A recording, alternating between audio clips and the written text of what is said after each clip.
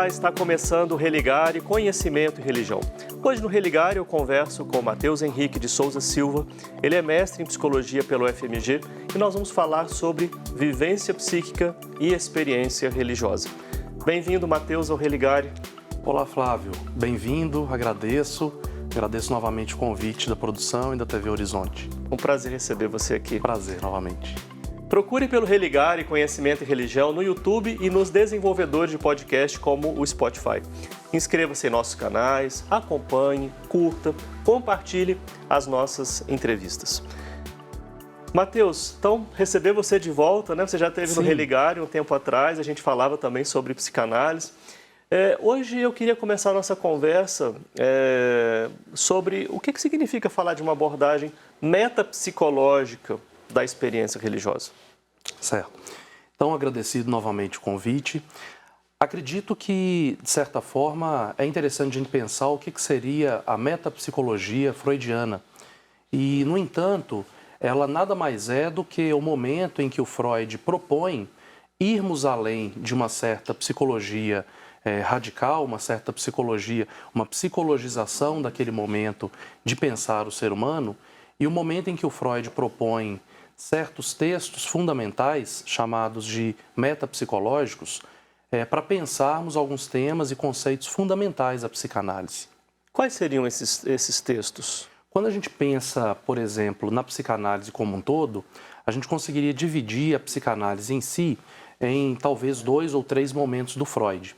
Um momento anterior à construção da psicanálise mesmo, chamado de pré-psicanalíticos, ou seja, antes de 1900, já que ele institui que em 1900, com a interpretação dos sonhos, é onde nasceria a psicanálise.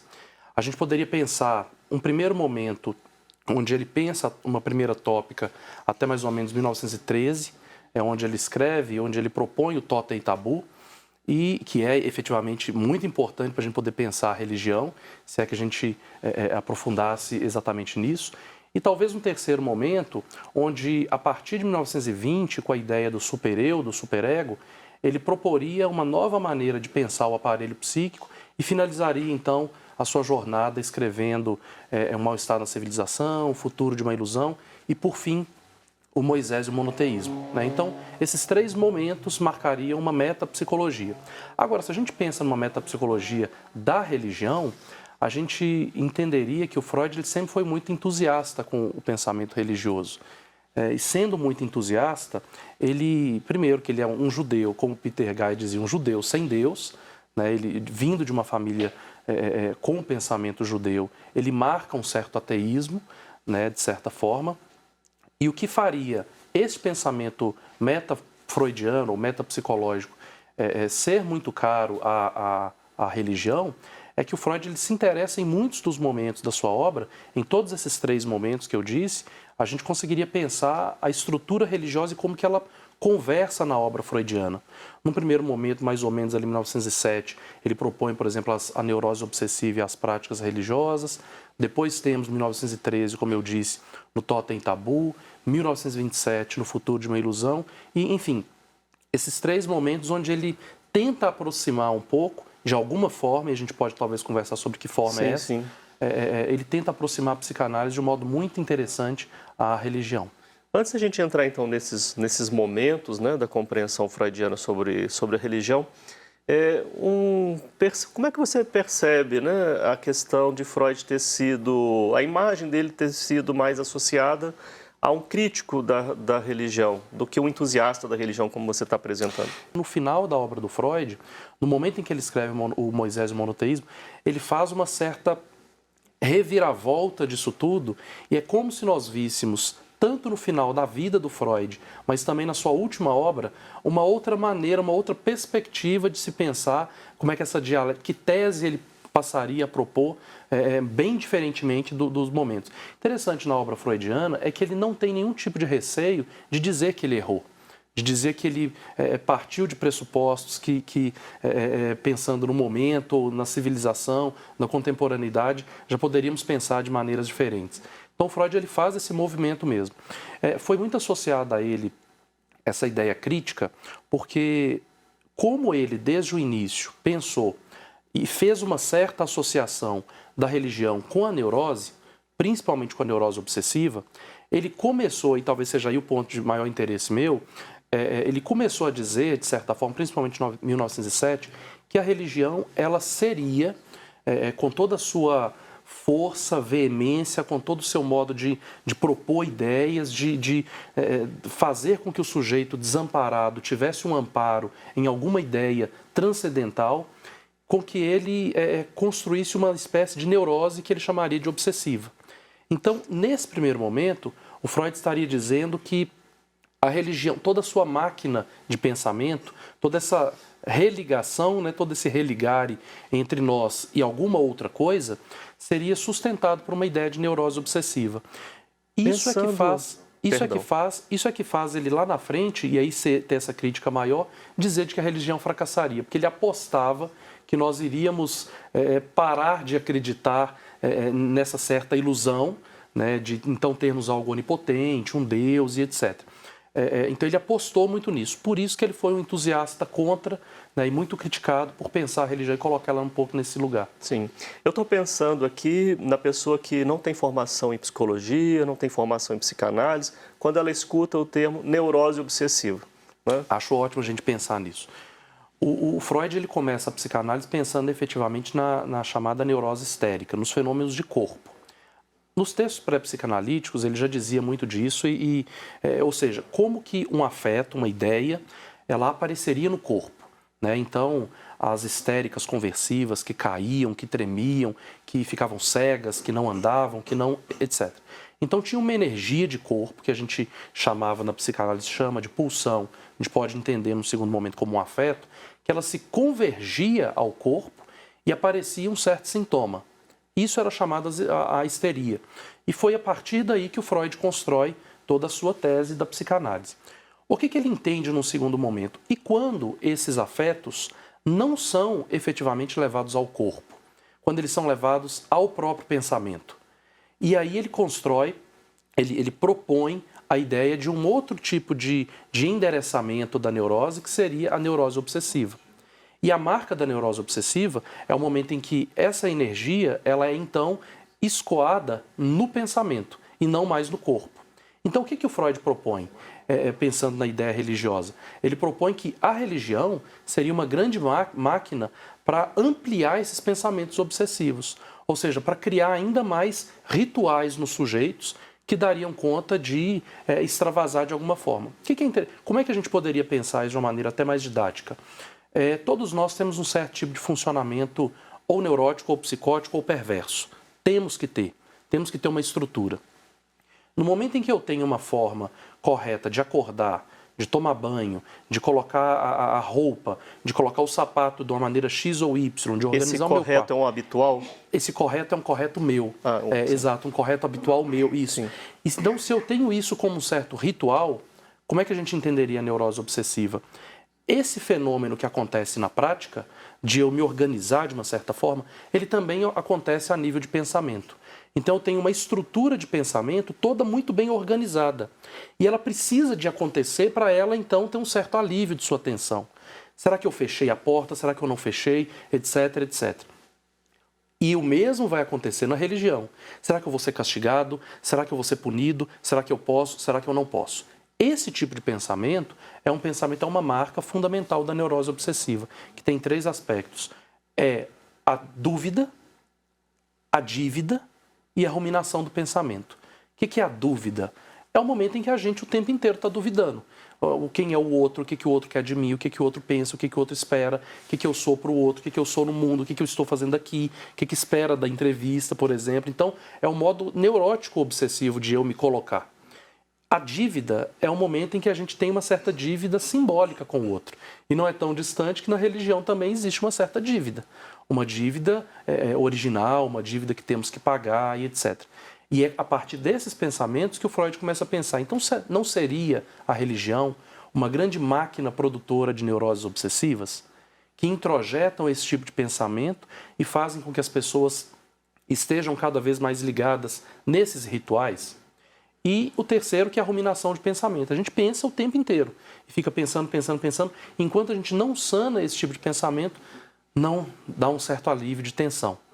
O que é interessante da gente pensar nessa discussão é que o Freud ele tenta o tempo inteiro provar que esta instituição, ou as instituições, o que não é tão ruim a gente pensar isso, porque tem outras religiões, outras instituições que também provocam neuroses obsessivas. Só que a grande questão que me interessa em pesquisar é esse pensamento do Freud de que a religião, ele proporia, então, sujeitos cada vez mais neuróticos obsessivos, porque introjetaria culpa, introjetaria modos de amparar um sujeito desamparado. A gente tem uma outra forma de pensar lá na frente com os pós-freudianos, que eu aposto um pouco mais, que poderia ser também o contrário. Sujeitos neuróticos obsessivos é que criariam a religião para poder, a partir dela, escoar a sua obsessão. E não, efetivamente, a religião criando sujeitos neuróticos obsessivos. Mateus, você dizia que esse, então, é uma primeira posição do Freud com relação à religião, que é a relação com a neurose obsessiva. Mas você sempre falou assim, mas tem o totem tabu. O que tem nesse texto, de totem tabu sobre a questão da religião? Totem tabu é um texto bem extenso e importante do Freud, onde ele cita, a partir de um certo mito, onde haveria um clã. Nesse clã haveria um pai totalmente proibidor, um pai que efetivamente tolhe a todo momento os desejos deste clã, dos filhos. Esses filhos têm um certo desejo por acessar as mulheres, não podem. E o que é interessante pensar no mito? Os filhos eles se reúnem tentando matar o pai, na tentativa de, ao matar o pai, tudo passar a ser permitido. O Freud resgata, inclusive do Dostoiévski, essa preposição de que o pai morto, tudo passaria a ser permitido, dos irmãos Karamazov. Então, se Deus está morto, tudo é permitido. E o interessante que o Freud aponta, que depois a gente retoma também com o Lacan lá na frente, é que eles matam o pai e percebem que tudo que eles imaginavam ser permitido passa a não ser. Porque, como essa autoridade introjetou uma culpa, eles não conseguem continuar acessando as mulheres, que é a ideia do Freud do superego em seguida. E aí tem um certo arranjo com a religião, que é exatamente esse. E todas as religiões, de uma certa forma, que é a gente pensar numa ideia desse panóptico. A gente tem algo fundamental que é marcado o tempo inteiro para a neurose obsessiva, não pode, é proibido, etc, etc. Toda religião tem uma certa organização para se haver com o permitido e o proibido, e na ausência de um líder, isso já está introjetado e passa a continuar não podendo exercer. Claro que tem um certo desdobramento do totem tabu, de posteriormente fazerem, alimentarem-se da carne do pai, como uma maneira de ter o sujeito dentro de si, a força do pai dentro de si, que se desdobra facilmente compreensível na lógica religiosa. Esse é um segundo momento do pensamento freudiano, onde ele se utiliza desse recurso. Um terceiro momento, e talvez o mais importante, que é o Futuro de uma Ilusão, que é em 1927, é o momento em que o Freud fala de um modo muito claro sobre o porquê que a religião, ou seja, passando pela ideia da neurose obsessiva, pelo lugar que a religião ocupa nesse sujeito neurótico obsessivo no totem tabu, ele apostaria, em 1927, que a religião fracassaria. Ele apostaria que ela fracassaria porque nós entenderíamos, depois de um tempo, esse tipo de lugar que ele chama de ilusório, entregue a Deus para dar conta dos nossos desamparos. Então, ele faz esse movimento, ele utiliza de alguns artifícios, como, por exemplo, na primeira infância, nós entregamos aos nossos pais um certo tipo de poder, são super-heróis, e depois a gente percebe que eles não são tão poderosos assim. Então, eles também têm falhas, também tropeçam, também caem, etc. Porém, este que também cai e tropeça, ele também tem um outro tipo de poder que é Deus. Então, ele localiza que nós iríamos perceber esse tipo de formação e não mais precisaríamos dessa posição de Deus para dar conta disso. É como se, então, o comportamento religioso tem a ver com o momento infantil da humanidade. Com o momento infantil da humanidade de um desamparo. Então, o que ele vai dizer é que nós utilizamos da religião para dar conta desse desamparo que é fundamental, que o próprio Heidegger já dizia, né? de uma existência que, para que eu vim, para que eu sirvo e etc. Então, ela serviria para dar conta de alimentar um pensamento neurótico obsessivo. Aí nós podemos fazer uma pergunta, quem sabe para um próximo programa, que é, Freud pode estar errado. Porque o que a gente vê hoje exatamente não é a religião fracassando. Talvez a gente apostaria com o próprio Lacan, num texto que ele tem de 73, no triunfo da religião. Ou seja, não seria o momento em que o Lacan discordaria do Freud. Seria um momento em que, ironicamente, ele diria, a religião permanece sendo cada vez mais forte e mesmo ela sendo parte desse lugar ilusório, ela ainda vai continuar imperando porque ela é uma máquina de produzir sentido. Né? Se o neurótico obsessivo duvida, tem ruminação de pensamento e tem um pensamento totalmente embaraçado e ela organiza isso a partir do sentido que ela oferece, ela tão cedo vai fracassar como ela vai triunfar sobre todas as coisas, inclusive sobre a psicanálise, é o que ele proporia. Mas antes de falar do triunfo da religião em Lacan, esse momento final, né, em que Freud destaca o papel civilizatório que tem a religião. Esse é o momento ali de Moisés e o monoteísmo, já próximo da morte de Freud? É um momento do Moisés e o monoteísmo, onde ele tenta resgatar um pouco a ideia do pai, tenta resgatar um pouco a ideia de como que houve uma certa organização social a partir da religião. E é interessante a gente se utilizar desse texto do Freud, até para a gente poder pensar clinicamente hoje, como que a religião, e a gente dizer que ela é neurótica obsessiva, ela pode ser uma produtora, isso não é ruim, muito pelo contrário, porque ela também faz laços sociais. Eu acho que o que a gente mais colhe desse texto do Moisés e o monoteísmo, além desse lugar da função do pai para o sujeito e frente ao seu desamparo, é o momento em que ele tenta o tempo inteiro salvar essa posição e dizer de que ela também é uma organizadora social. Ela faz laços sociais. A gente vê isso claramente na clínica, no consultório o tempo inteiro. Como que a religião, ela salva, não essa religião no sentido do pensamento religioso, mas a estrutura de uma senhora, enfim, que vai ajudar a organizar a igreja, que sai de um certo tipo de sintoma para se ligar a algum tipo de pensamento. Então ela tem uma certa formação neurótica obsessiva, mas ela também liga os sujeitos civilizatórios de uma certa forma. A gente vai dizer que ela é uma fresta, né, para dar conta de algo frente ao desamparo. Né? E o que eu acho importante de destacar nesse pensamento freudiano é que quando a gente pensa na neurose obsessiva, a gente também está dizendo que, até para a gente dizer da religião no sentido muito amplo, se a gente está dizendo que todos nós temos uma dose de neurose obsessiva, uma organização de um certo ritual, então nós temos a nossa religiosidade particular.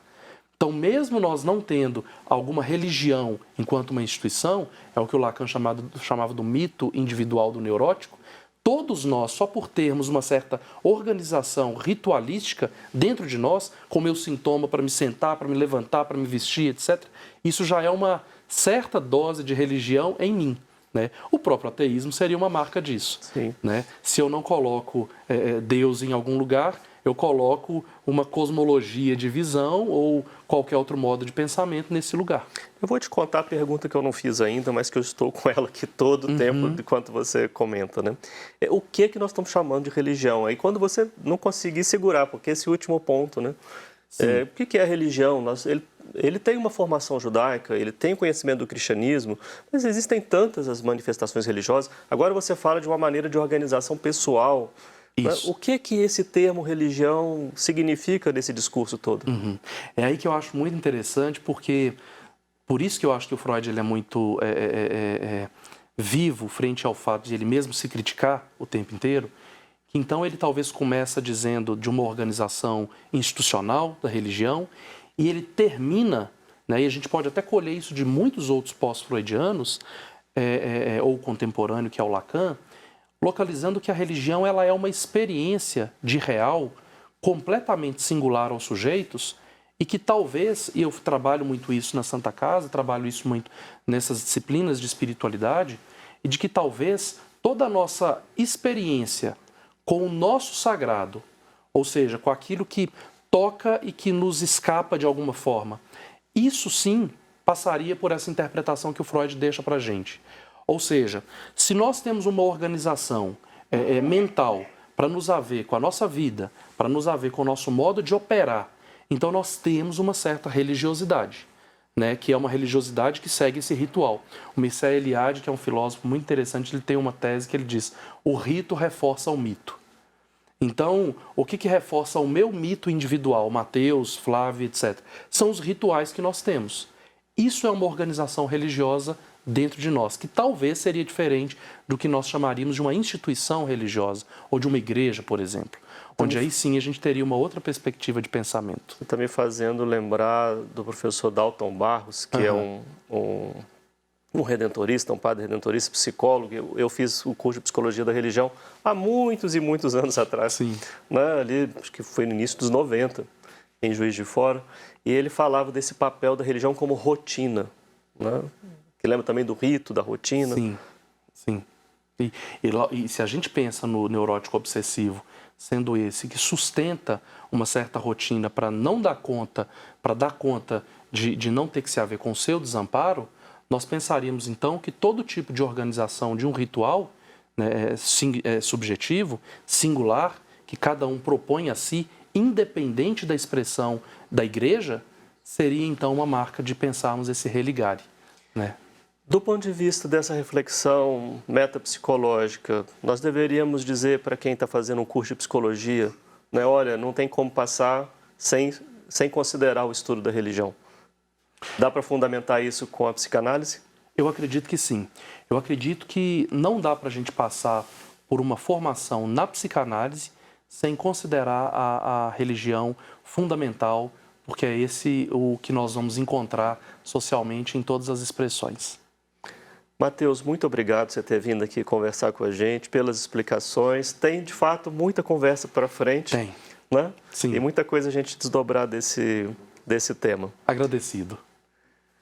Somos um projeto de extensão do Programa de Pós-Graduação em Ciências da Religião da PUC Minas. Você pode conhecer mais sobre as nossas atividades e cursos de especialização, de mestrado, de doutorado. As informações estão em nossa página, pucminas.br/ppgcr. Obrigado a você que nos acompanha, obrigado aqui a toda a nossa equipe. Nós voltamos na semana que vem. Um abraço muito cordial e até o próximo Religare, Conhecimento e Religião.